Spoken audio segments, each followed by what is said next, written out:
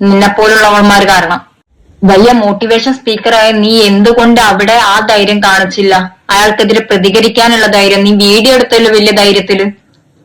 അപ്പൊ നിന്റെ ഉദ്ദേശം അയാളെ കുടുക്കാനോ അല്ലെങ്കിൽ ആ ഇൻസിഡന്റ് എങ്ങനെ കൈകാര്യം ചെയ്യണോ എന്നൊന്നല്ല.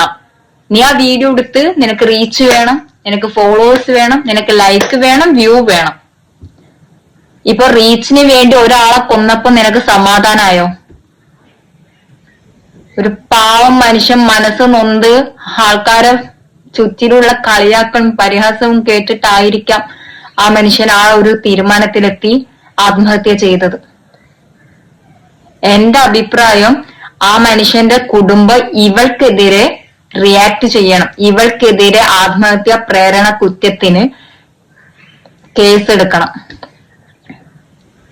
ആസ് എ വുമൺ ഞാൻ പറയാൻ പാടില്ലാത്ത കാര്യമാണ്, പക്ഷെ ഞാൻ പറയുന്നു.